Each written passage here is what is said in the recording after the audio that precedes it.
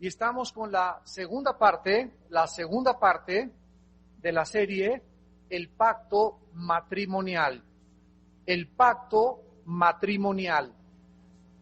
En esta mañana tenemos como tema la naturaleza del pacto. La naturaleza del pacto. En el libro de los Hebreos, capítulo 9, versículos del 15 al 18, el autor de este libro nos explica claramente de qué forma el nuevo pacto tuvo que ser llevado a través de un sacrificio mucho más grande que los sacrificios del Antiguo Testamento. Porque en el Antiguo Testamento, los sacrificios de miles de animales que se llevaron a cabo, ninguna gota de sangre de ningún animal del Antiguo Testamento le quitó los pecados a nadie. Simplemente era un símbolo donde los pecados eran cubiertos. Yo les expliqué algún día que es como si traigo una mancha en mi camisa y solamente me pongo un saco arriba. Bueno, la mancha ahí está, no se ve, pero ahí está, porque está cubierta. Entonces, en el Antiguo Testamento era como un saco que cubría los pecados, pero no los borraba, no los lavaba, no los quitaba de en medio de la presencia de Dios. No fue hasta que la sangre de Cristo fue derramada en la cruz que el pecado ya no fue solamente tapado, sino que fueron totalmente borrados. Porque solo la sangre de Cristo era posible que pudiera quitar para siempre los pecados de enfrente de la vista de Dios. Es tan importante la palabra pacto. Yo les pido con todo mi corazón en esta mañana que pongan muchísima atención a esta conferencia, porque vamos a explicar lo que significa la palabra pacto, ya que el matrimonio es un pacto. Y si queremos entender la santidad del matrimonio, la solemnidad del matrimonio, la seriedad que Dios le da al matrimonio, necesitamos forzosamente comprender profundamente todas las raíces y todas las derivaciones de lo que Dios quiere decir cuando dice, voy a hacer un pacto con ustedes. Dice en Hebreos 9, 15 al 18, así que por eso es mediador de un nuevo pacto. Está hablando de la persona de Jesucristo. Para que interviniendo muerte, lo primero que nos damos cuenta es que no puede haber un pacto si no hay muerte. No puede haber un pacto si no hay derramamiento de sangre. Para que interviniendo muerte para la remisión de las transgresiones que había bajo el primer pacto, aquí claramente lo explica, que en el antiguo pacto no se remitieron los pecados, no se perdonaron los pecados, simplemente se pusieron a un lado y se cubrieron. Pero fue la intervención de la muerte de Cristo para la remisión de las transgresiones que había bajo el primer pacto. Los llamados reciban la promesa de la herencia eterna. Y aquí está esto que vamos a comenzar a analizar. Porque donde hay testamento, la palabra testamento, diateque, que se usó en el griego para traducirse en otras partes, pacto, se traduce testamento. Por eso la Biblia está dividida en dos testamentos, el Antiguo Testamento y el Nuevo Testamento, que se conoce como el Antiguo Pacto, que es más teológico, y el Nuevo Pacto. Donde hay testamento, es necesario que intervenga muerte del testador. O sea que si yo tengo un testamento y voy a dejar mi casa y mis hijos y voy con un notario público para que me certifique ese testamento, mis hijos no pueden reclamar el testamento cuando yo estoy vivo. Entonces tengo que morir para que el testamento tenga vigencia, para que el testamento tenga validez. Forzosamente siempre tiene que certificarse el acta de la defunción de una persona para que las personas beneficiadas se apropien de ese testamento. Todo esto es precioso a la luz de la muerte de Cristo. Versículo 17, porque el testamento, y aquí está, con la muerte se confirma, pues no es válido entre tanto que el testador vive, de donde ni aún el primer pacto fue instituido sin sangre.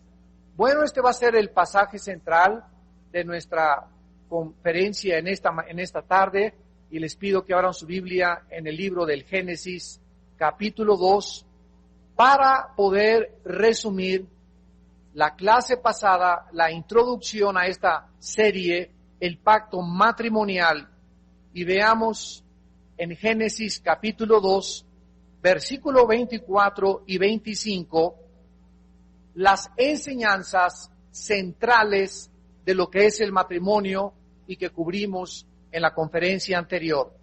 Dice Génesis 2, 24 al 25, por tanto, dejará el hombre a su padre y a su madre, y se unirá a su mujer, y serán una sola carne. Y ambos estaban desnudos, Adán y su mujer, y no se avergonzaban. De aquí podríamos sacar infinidad de enseñanzas, pero quiero en esta mañana simplemente resumirles en 4 puntos lo que significa el matrimonio para Dios. En primer lugar, aquí encontramos que la institución del matrimonio fue diseñada por Dios para establecer el principal fundamento de la sociedad. El matrimonio, las familias son el principal fundamento de cualquier sociedad. Dios iba a comenzar de aquí en adelante a multiplicar a Adán, a sus hijos, se iban a comenzar a formar familias. Y después de que hubiera 10, 15, 20 familias, ¿qué iba a suceder? Se iban a comenzar a formar naciones-estado. Y después se iban a formar naciones, y después iba a comenzar a dividirse el mundo en naciones, pero el núcleo y la fuerza, el establecimiento fundamental de todas las naciones, de acuerdo a la Biblia, es la familia. Es el matrimonio. En segundo lugar, aquí encontramos que el verdadero propósito de Dios para el matrimonio es entre un hombre y entre una mujer. Dios no le trajo a Adán a Pepe, ni a Jorgito, ni a Paquito. Dios le trajo a Adán a una mujer que Dios creó, que sacó de Adán del sexo opuesto. Entonces, en segundo lugar, el matrimonio es para heterosexuales y nunca para homosexuales.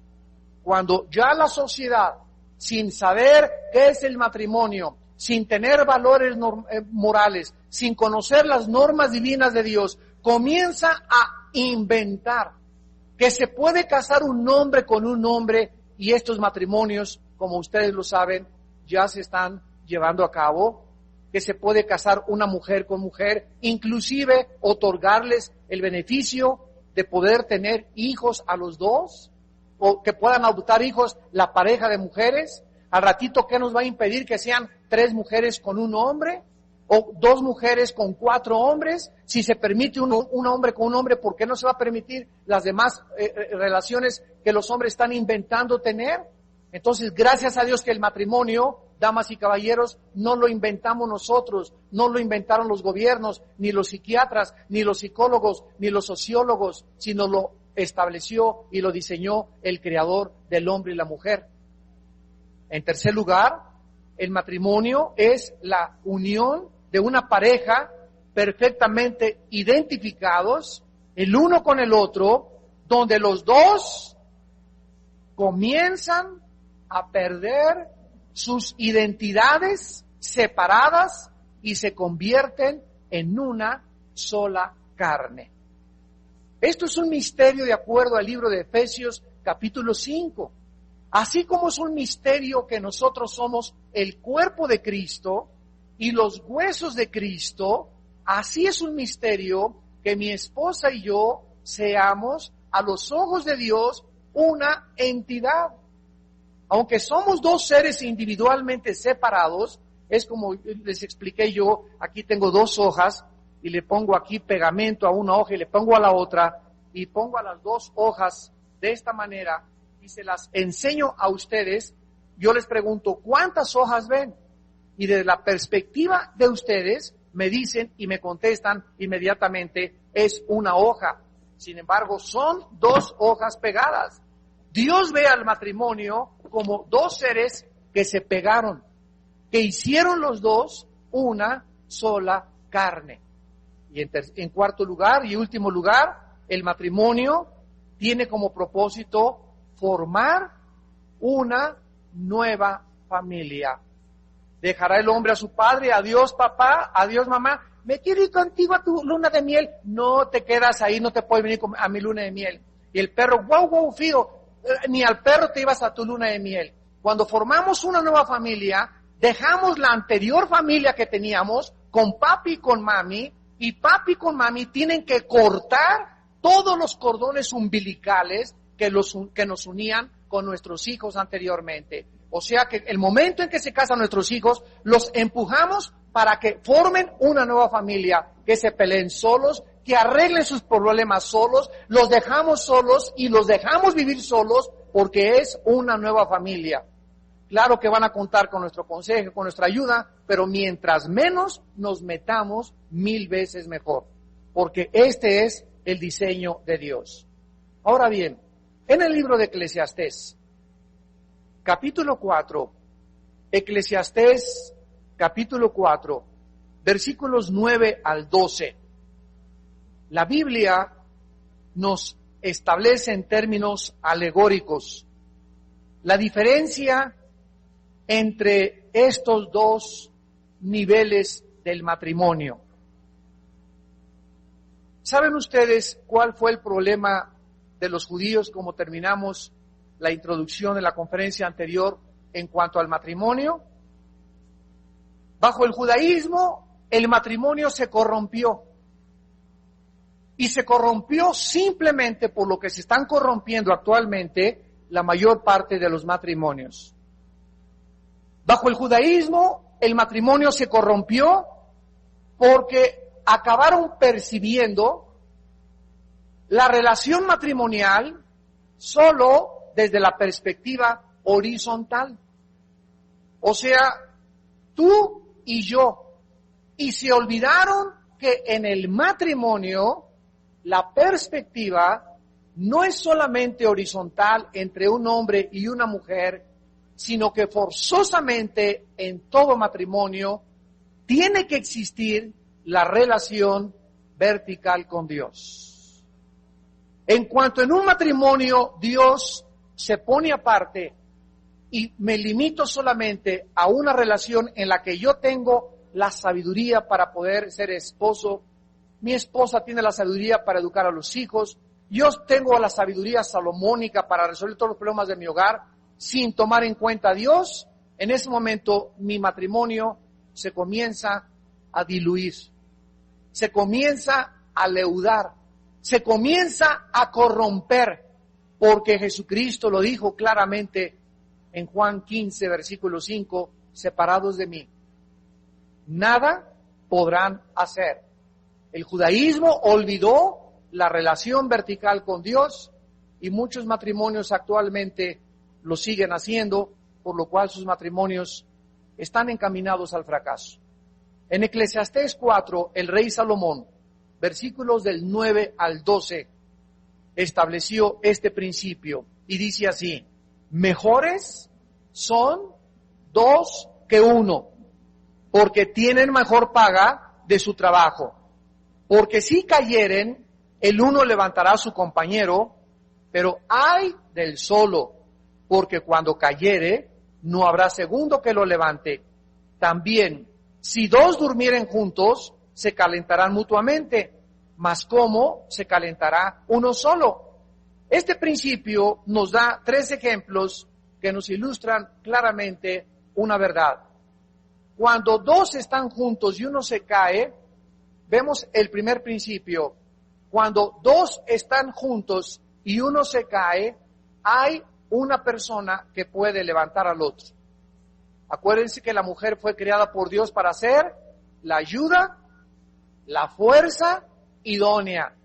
Entonces, el hombre fue creado como con una machete para él abrirse paso en la jungla de la vida, él ir al frente, él sudar con el sudor de su frente, ganar. La esposa viene detrás, empujándolo, alabío, alabao, alabim, bomba, mi amor, ra, y no, mi mamá me dijo que no me casara contigo, la regué casándome contigo, eres un fracasado, nunca la vas a hacer nada, porque el hombre no tendrá la fuerza necesaria para poder empujar y abrirse paso en la vida.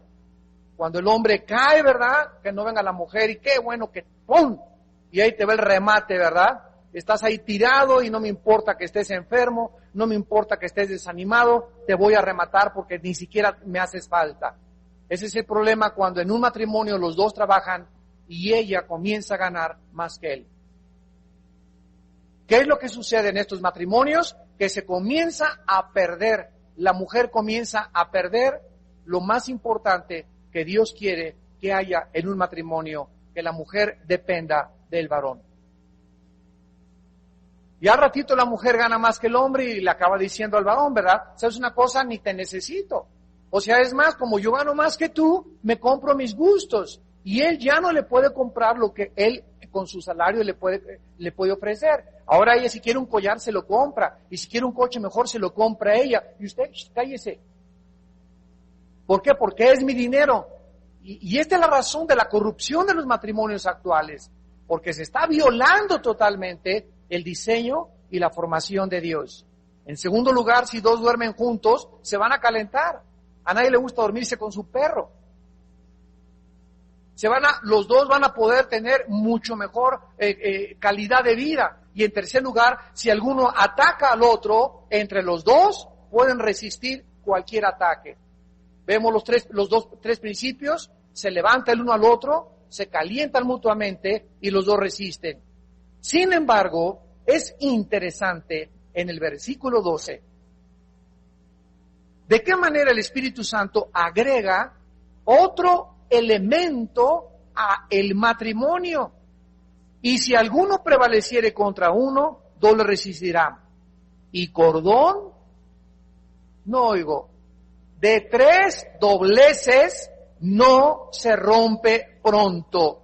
Los primeros 3 ejemplos son de dos juntos, que nos ilustran el concepto del matrimonio desde la perspectiva horizontal, hombre y mujer. Pero el cuarto ejemplo, el cordón de 3 dobleces, nos ilustra de qué manera el matrimonio fue concebido desde la creación por Dios.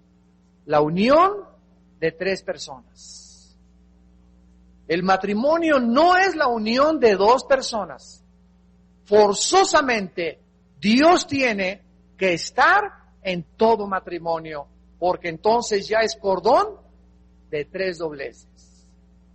Y ya es mucho más difícil de que si el enemigo viene contra el matrimonio, pues si no tienen a Dios y los dos resisten un ratito, pero nos acaba tumbando al suelo. Pero si los dos estamos con Dios en medio, ninguna fuerza del enemigo los podrá vencer. Lucharán contra serpientes y escorpiones y el cachorro del león y nada les podrá hacer frente durante todos los días de su vida. Porque yo estoy con ustedes, dice el Señor. Vemos pues que si Dios no forma parte integral del matrimonio, no podrá nunca funcionar. Es Dios el principio que une inseparablemente juntos a un hombre y a una mujer bajo un pacto.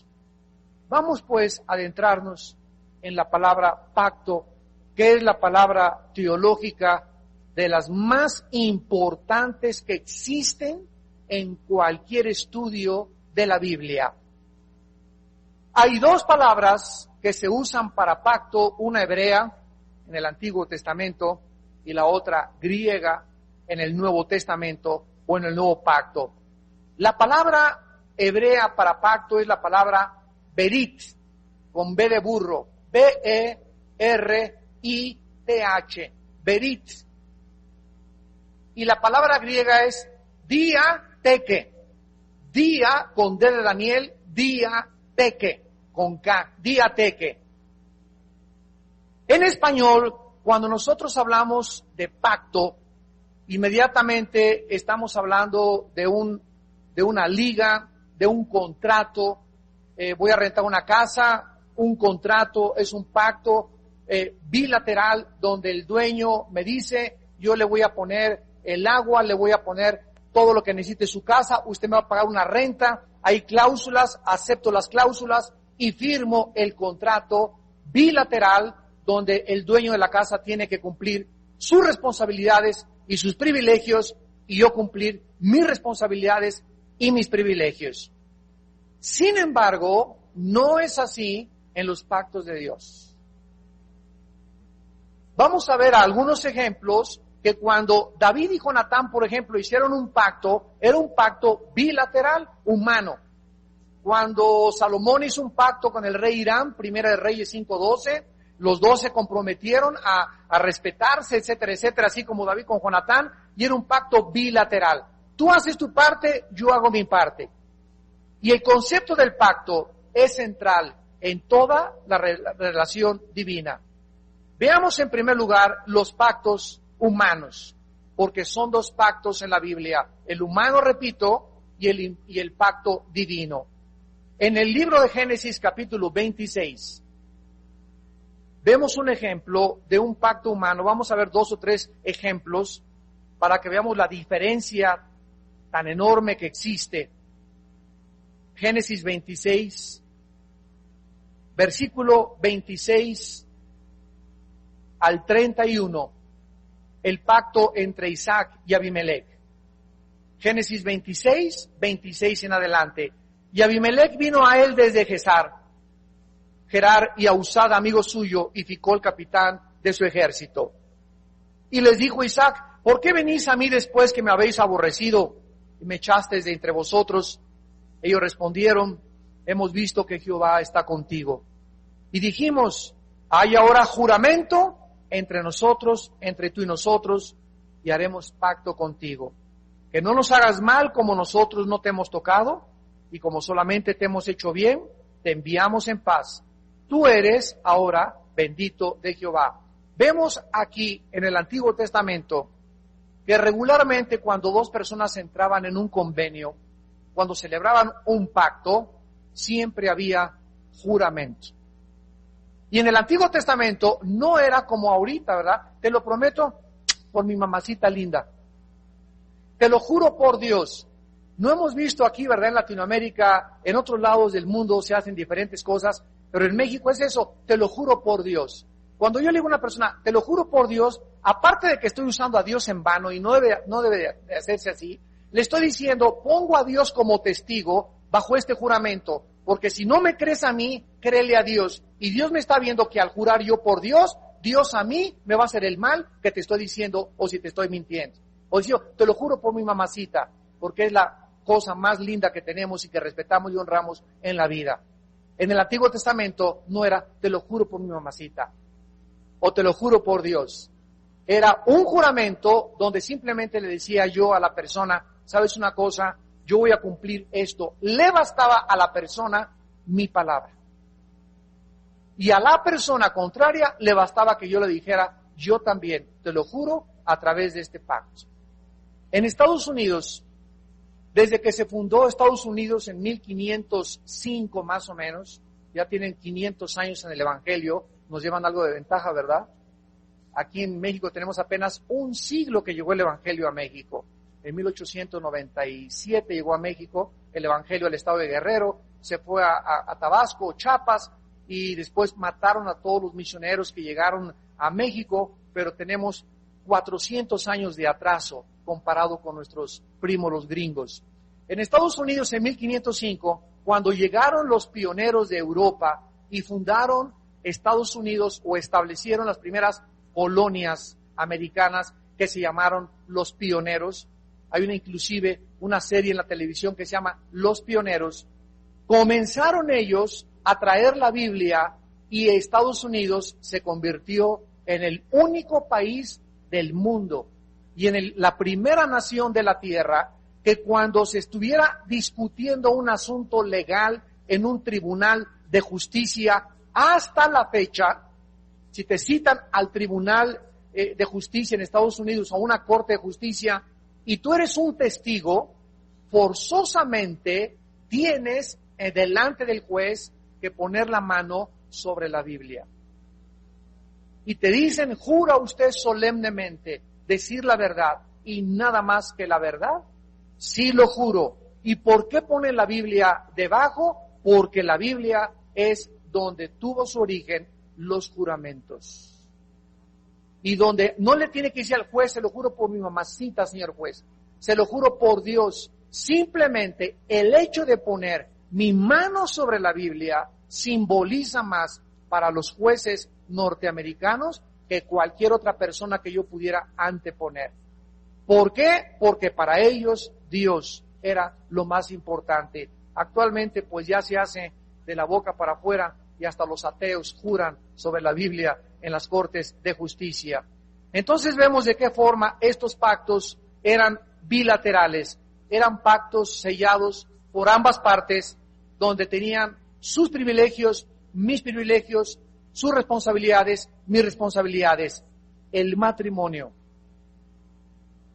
El matrimonio es un pacto, es un contrato, es una ligadura, es un acuerdo para toda la vida de acuerdo a Dios. Es algo que une, acuerda, arregla, pone en orden para siempre. Y esto lo vamos a ver más adelante ilustrado con el pacto divino. Sin embargo, y esto es bien importante, una de las razones por las cuales miles de hermanos nuestros cristianos creen que la salvación se pierde es porque nunca han estudiado los pactos divinos. Los pactos humanos son bilaterales. Con mucho cuidado, síganme. El pacto divino es unilateral. ¿Qué quiero decir con esto? El pacto divino, Dios lo inicia, Dios determina los elementos y confirma su pacto con la humanidad. Es unilateral, enfatizo. Las personas simplemente somos receptoras, no somos contribuyentes, no ponemos absolutamente nada. No se espera que los elementos, ¿verdad?, sean comprometidos por parte de nosotros. Somos llamados a aceptar el pacto que se nos ofrece. Somos llamados a guardar lo demandado y a recibir los resultados que Dios nos garantiza por su juramento de que nunca, jamás, porque es un pacto eterno. Se los voy a explicar. Cuando nosotros llegamos con Dios, no le decimos a Dios, Padre Santo, mira, quisiera esta chava fuera así, una casa así, etcétera, etcétera, tantas cosas, fírmale. Este es un pacto bilateral. Por eso es muy importante que pongamos atención. Cuando yo llego con Dios, no le llego a decir nada, si tú me das esto, yo te doy esto, etcétera, etcétera. Si me compro un trapito ungido, ¿verdad? El trapito ungido me va a quitar el dolor de cabeza y lo mando a comprar a una persona que me vende un trapito ungido. Jamás el ser humano negocia con Dios. Nunca. Dios escribe sus pactos y nos pone todas las condiciones y todas las cláusulas y nos los da a nosotros y nos dice, léelo. Si te conviene y te gusta, fírmalo. Y cuando yo firmo el pacto con Dios, le estoy diciendo a Dios, acepto totalmente y incondicionalmente que todo lo que tú me estás diciendo es verdad. Y en este pacto en el que la iglesia se encuentra, que se llama el nuevo pacto de sangre, la Biblia dice, para que los llamados reciban la salvación eterna. Las promesas de la salvación eterna. Dios me da un pacto donde Él sella con su sangre, con el sacrificio de su Hijo Jesucristo, de que la salvación que me está dando no va a depender de mis méritos, porque por gracia somos salvos. Si somos salvos por gracia, seguimos siendo salvos por gracia y seguimos viviendo por gracia, y nunca habrá nada de mi parte ni de tu parte que invalide el pacto de sangre, porque es eterno. Es eterna la salvación. No nos dice para que si se portan mal, les quito la salvación eterna. Dios nos hace entrar en un pacto eterno. Vida eterna. No es una vida temporal. Bueno, entonces, ¿qué parte hay de nosotros? Bueno, yo me pongo de acuerdo con Dios en que me voy a santificar. Y si alguna persona dice que ha hecho el pacto con Dios o aceptó el pacto con Dios y su vida no ha cambiado, no ha habido personas en tu familia que te digan, Paco es diferente. Desde que va con los cristianos, desde que anda con la Biblia, desde que ve estudios bíblicos, su matrimonio ha cambiado.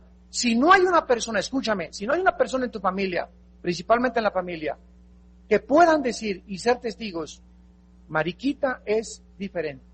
Paquito ha cambiado, ya no toma, ya no es tranza, veo que tiene atenciones con su esposa, ya no viene a nuestras fiestas, etcétera. Si en tu vida no ha habido un cambio radical, revolucionario, que haya cambiado tus ideas, tu forma de ver la vida, tu forma de vestir, tu forma de hacer los negocios, no es cierto que eres cristiano, ni que eres cristiano. No es cierto, no es cierto, no es cierto. Hemos sido llamados, dice la Biblia, a libertad, solamente que esta libertad no la usemos para ocasión para la carne. Oye, pero ¿qué me puede usted decir, hermano, de las personas que don Pancho, que venía a la iglesia y estudiaba la Biblia y fue a los estudios y su papá era el obispo, tiene una foto del papa en su casa y era nieto del pastor, etcétera, etcétera, y ahorita anda don Pancho allá en el mundo, lo vimos anoche en Garibaldi, cantando con los mariachis con una de centenario en la bolsa? Mira, hay dos cosas importantes. La primera, no juzgar. No juzgar, porque don Pancho pudo haber caído y un cristiano puede caer. Pero Dios le garantiza a sus hijos que han caído que Él los levanta, porque cuando el justo cayere, no quedará tirado, porque Jehová sostiene su mano. Salmo 37, Hebreos, Dios al que ama, disciplina, lo cuerea, y de la oreja a don Pancho lo va a traer. Si es cristiano don Pancho, le va a durar la canción del México lindo y querido 3 días, hombre, y el corrido del caballo blanco 4 días, y se va a portar mal, etcétera, etcétera. Pero si don Pancho es cristiano verdaderamente, va a comenzar a vivir una vida miserable, con culpa, con vergüenza, no se la va a acabar. Pero si don Pancho iba a la iglesia y nunca tuvo la salvación, va a seguir en sus borracheras, va a seguir en sus orgías, va a seguir en sus adulterios. ¿Por qué? Porque no tiene la convicción del Espíritu Santo. Porque cuando un cristiano, escúchenme, cuando un cristiano insiste en el pecado, Dios se lo lleva a casa. Si es realmente cristiano, Dios se lo lleva a casa. 1 Corintios 5, del 1 al 5. Ahí está un caso de un muchacho que era cristiano, que vivía en Amaciato, un caso de abominación ante los ojos de Dios. ¿Y qué encontramos en este caso? Que Pablo les dice que el tal se ha entregado a Satanás para la destrucción de la carne. Esto nos habla de la muerte física, a fin de que el espíritu sea salvo. 1 Corintios 11, 28 en adelante. Los cristianos de Corinto estaban tomando la cena del Señor sin discernir el cuerpo. Estaban tomando la cena del Señor en pecado, sin reflexionar que era algo solemne, donde se estaba recordando que no fuimos comprados con oro ni con plata, sino con la sangre preciosa de Cristo, y comenzaron a volverse cínicos. Y entonces Pablo les escribe a los corintios y les dice, porque ustedes siguen en pecado, muchos están enfermos y otros duermen. O sea que muchos cristianos de la iglesia de Corinto, Dios se los tuvo que llevar, ¿qué cosa? A casa prematuramente, por no arrepentirse de sus pecados. Dice en Santiago capítulo 5, 19 al 20, si alguno ve a su hermano caer en pecado y le hace volver, salvará de muerte un alma y borrará multitud de pecados. Y dice en 1 Juan capítulo 5, si alguno ve cometer a alguno pecado de muerte, no pida por él, porque hay pecado de muerte. O sea, ¿qué es el pecado de muerte? El pecado donde un cristiano no se quiere arrepentir, y está hablando no de muerte espiritual, sino de muerte física.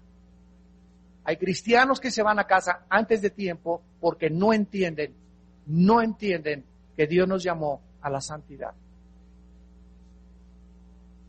Esto es importante para entender los pactos, porque nosotros somos llamados a aceptar el pacto de Dios.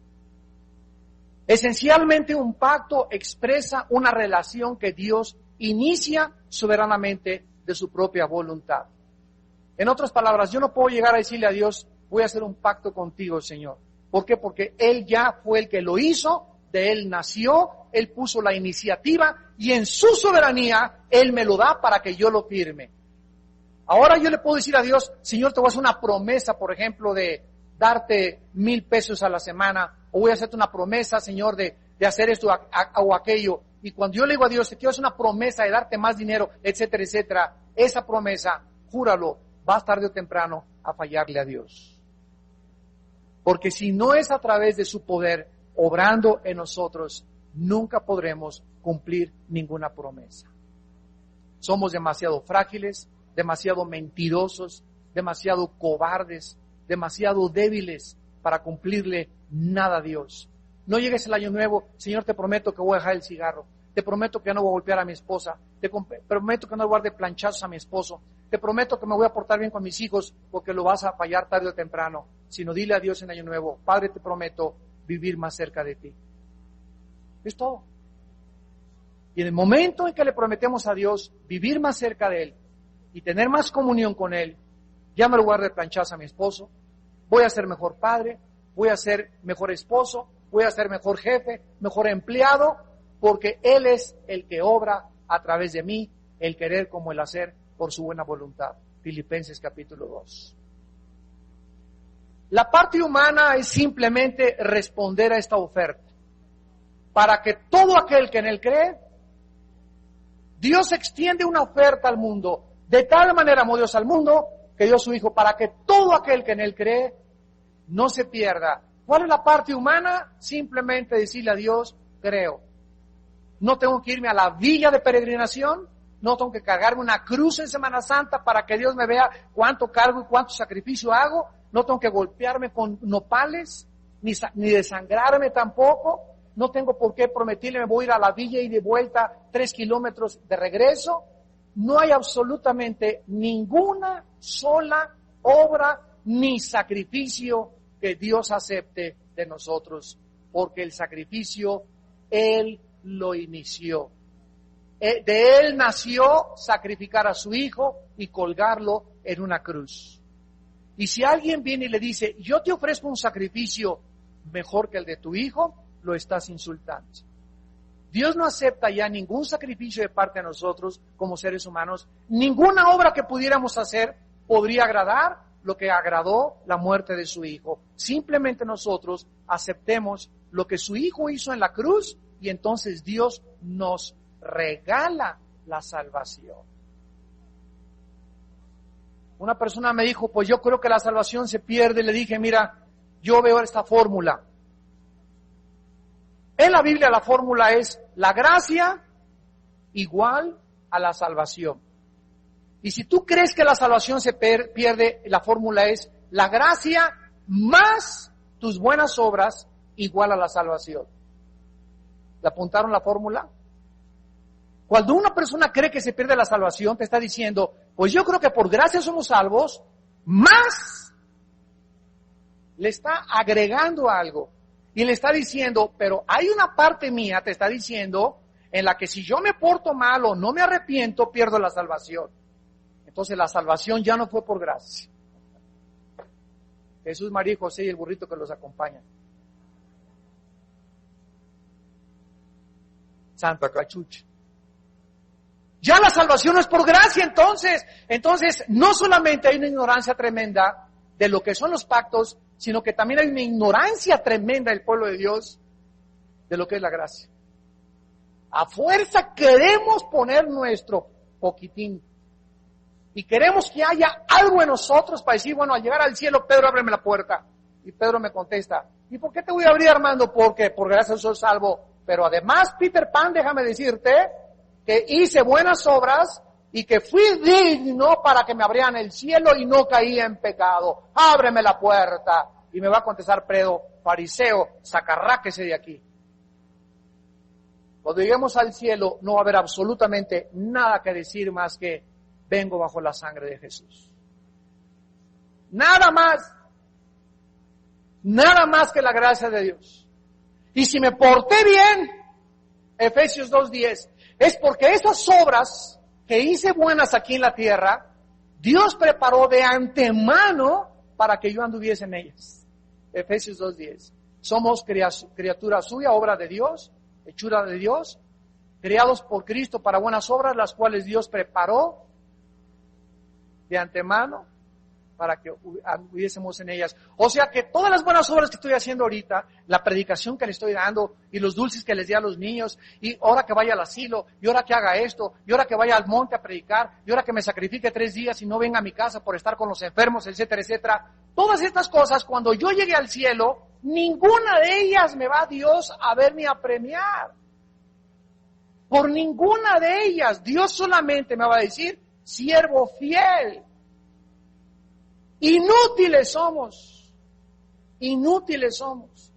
Porque las cosas que hizo, como dice Pablo, es porque nuestra competencia proviene de Dios. No que seamos competentes, sino que nuestra competencia proviene de Dios. Así que no hay absolutamente ningún mérito en nosotros. Yo le decía a mi esposa hace poco, yo no puedo comprender cómo hay siervos de Dios que se creen.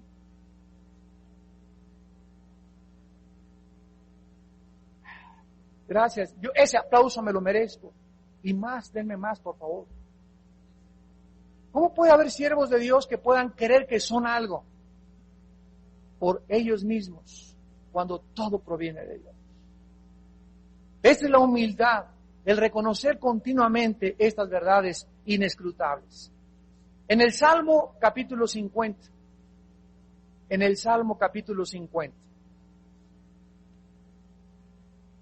versículos del 1 al 5, vemos que en el último análisis jamás podremos entender nuestra relación con Dios. Nunca podremos entender nuestra relación con Dios, a menos que entendamos el concepto bíblico de que es un pacto. Dios nunca entra en ninguna relación con el ser humano más que a través de un pacto. Apúntalo en tu Biblia en la primera página. Dios nunca entra en ninguna relación con el ser humano más que a través de un pacto. Y para que haya un pacto, de acuerdo a la Biblia, tiene que haber siempre un sacrificio. Y donde hay un sacrificio, hay derramamiento de sangre. No puede haber pacto sin sacrificio. Y no puede haber un sacrificio ni derramamiento de sangre si antes no hubo un pacto. Y por eso vamos a ir comprendiendo claramente el pacto del matrimonio. Porque en el pacto del matrimonio no puede haber un contrato matrimonial si las dos partes no nos comprometemos a cortarnos y a derramar sangre. No. Si las dos partes no nos comprometemos a sacrificarnos el uno por el otro. Cuando venimos al contrato matrimonial, nos leen la epístola de Mecholo Campo, don Pancho Pistolas le promete usted a Chencha de los Campos Verdes que usted le va a ser fiel en la muerte, en la enfermedad, bla, bla, bla, bla, bla, bla. Sí lo prometo, tas, y le firman los dos. Sin embargo, es tan superficial estos encuentros matrimoniales y estos pactos supuestos ante un juez por lo civil que la mayor parte de los jóvenes están celebrando actualmente sin entender las ramificaciones que al llegar a un matrimonio yo tengo que llegar y decirle, mi Chencha de los Campos Verdes, ahora ya no vivo yo. Ahora quiero decirte que voy a vivir para sacrificarme por ti. ¿Arroz? Y ella, si no llega con la misma actitud del sacrificio por mí, no funciona nunca el matrimonio. Porque el enemigo más grande del matrimonio es el ego de cada quien. Por lo cual, ahorita, 2 de cada 3 matrimonios en Latinoamérica están acabando en divorcio, menores de 25 años de edad. Porque para entrar en matrimonio necesitas alcanzar antes un cierto grado de madurez. Si no estás lo suficientemente madura y donde yo, mis joyas, mis aretes, mis collares, mis viajes, mi dame, y no estás dispuesta a morir por aquel con el que estás uniendo tu vida, tu matrimonio no va a funcionar jamás. De tal manera amó Dios al mundo que entró en un pacto con el ser humano, dando lo más precioso que Él tenía, a su Hijo Jesucristo. De tal manera amó Dios al mundo que, ¿qué cosa? Dio. Dios primero nos hace esto, aquí está mi Hijo, para mostrarles que a través de su sangre y del sacrificio que hice con Él, yo entro en pacto con ustedes y se los firmo con la sangre de mi Hijo. Ustedes acepten solamente lo que yo ya hice por ustedes. Ustedes no tienen que hacer nada más que aceptar mis condiciones y caminar en obediencia. Dice en el Salmo 50, el 1 al 5, el Dios de dioses nunca ha hablado y convocado la tierra desde el nacimiento del sol hasta donde se pone. Aquí está hablando el Señor de una anticipación de la venida de Cristo. De Sión, perfección de hermosura, Dios ha resplandecido. Sabemos que Sión es Jerusalén, y ahí cuando venga Cristo brillará Jerusalén. Vendrá nuestro Dios y no callará. Vean que a Cristo se le llama Dios. Fuego consumirá delante de Él y tempestad poderosa lo rodeará. O sea, Jesús viene en la segunda venida a juzgar el mundo.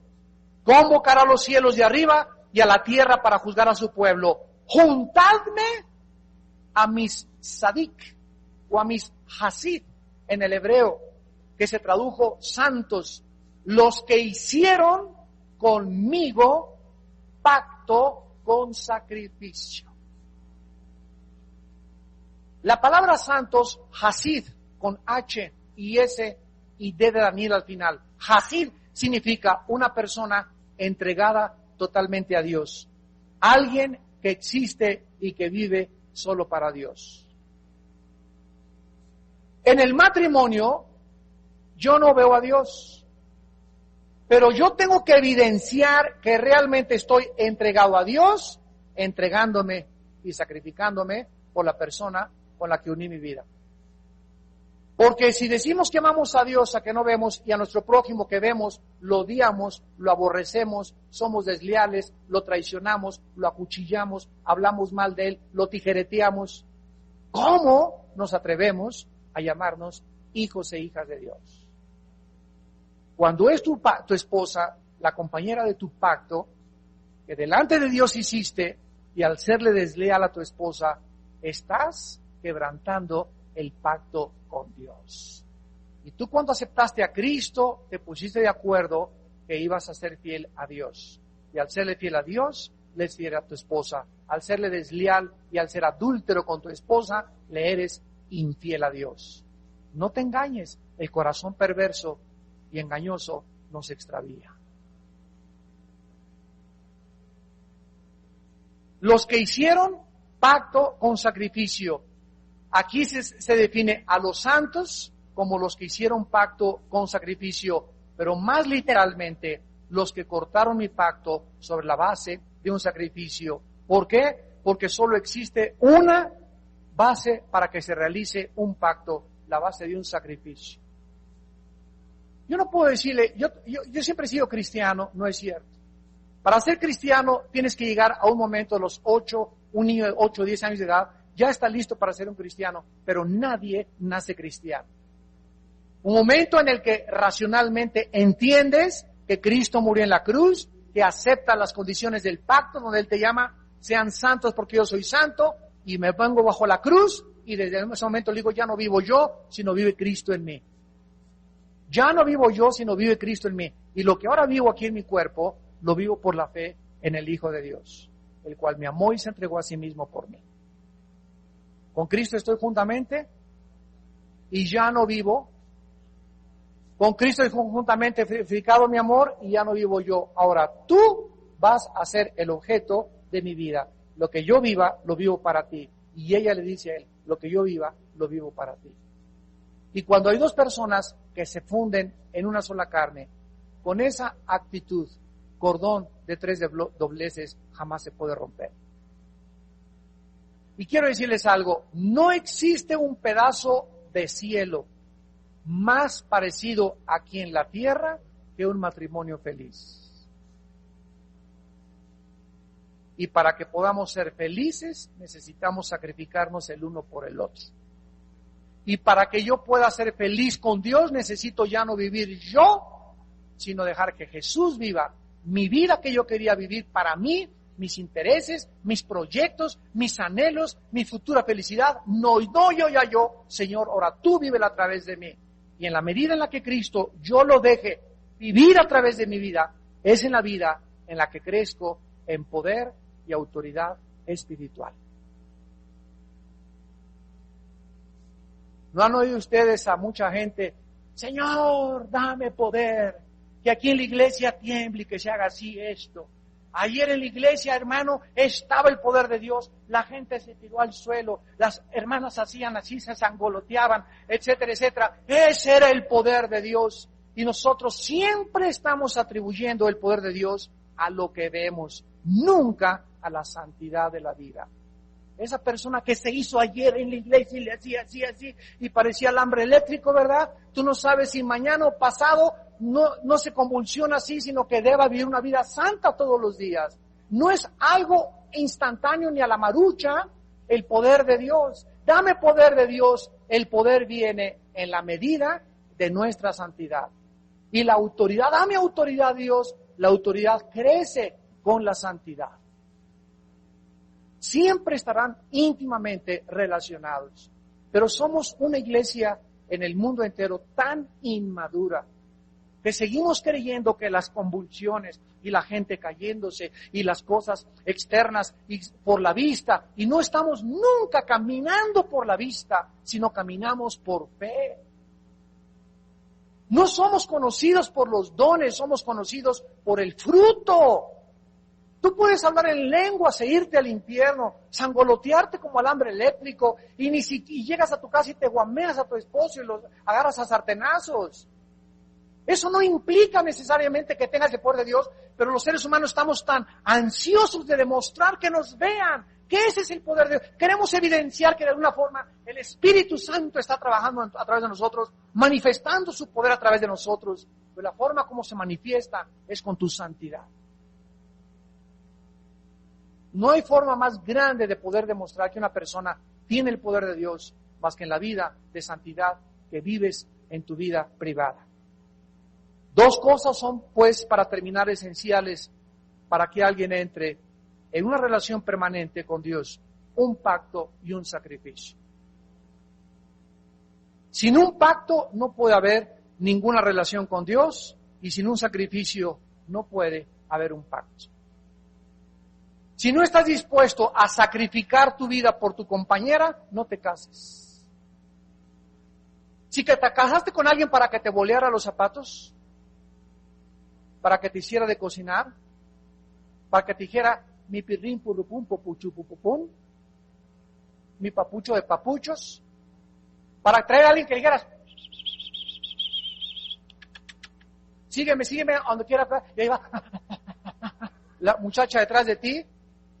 O si te casas para tu esposo, tú traértelo así, agredirlo, sobajarlo, humillarlo, porque también hay el caso contrario de mujeres que sobajan al esposo, que le dicen, eres un impotente. Tú dile impotente a un hombre y lo marcas por 20 años en su vida emocionalmente. Dice Salomón que las palabras son peor que latigazos y peor que heridas. Tú dile a un hombre, no sirves para nada, y marcas a tu marido por los próximos 5 años. Y si no entendemos que es como decirle a Dios, ¿verdad? Tú no sirves para nada, Señor. Para eso me criaste. ¿Qué estoy haciendo? Estoy blasfemando contra Dios. Al agredir a tu esposo, al agredir a tu esposa, al insultarnos, al sombrerearnos en el matrimonio, al sobajarnos, al faltarnos el respeto en el matrimonio, en ese momento el matrimonio comienza a diluirse. Abrimos puertas para que entren por todos lados los demonios del infierno y comiencen a provocar la corrupción, que es como acabó el matrimonio del Antiguo Testamento. Porque nunca se acordaron que cordón de 3 dobleces es mucho más difícil de romper.